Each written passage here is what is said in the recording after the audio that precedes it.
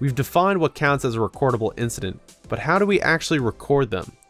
Well, there are 3 forms that you need to know about: Form 301, Form 300, and Form 300A. And you can find all these forms with instructions on OSHA's website. Form 301 is your initial report of the incident. You'll need to fill out one of these for each recordable incident and within 7 calendar days of the notification. This covers all the relevant details like when it happened, the context, the specifics of the injury or illness, and any medical treatment received. So whether you're the affected employee or the person recording the incident, you should try to be as specific as possible here. And the quality of your report affects our ability to learn and prevent future incidents like this from happening. Form 300 is your logbook of all work-related injuries and illnesses. So for every Form 301 report you fill out, you'll also enter a record into the Form 300 logbook. You'll just need to report the high-level facts this time. That starts with the employee's information, when and where it happened, and the specific injury or illness. You'll also need to classify the case as resulting in death, days away from work, a job transfer or restriction, or other recordable reasons.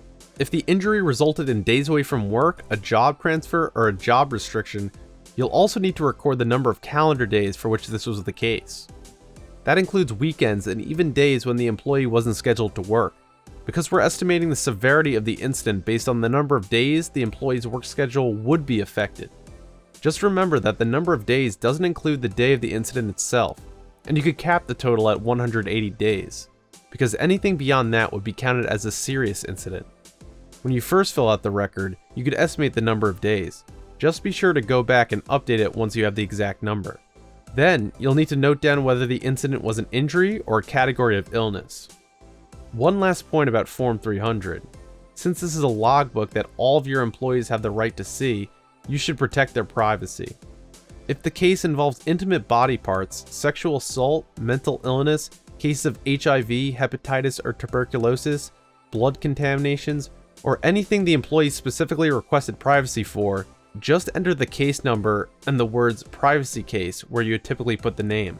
You could also use discretion in how you describe the case, just as long as the cause and severity are clear. Alright, the third and final form you need to know about is Form 300A. This is your annual summary of all work-related injuries and illnesses, like a health and safety report card.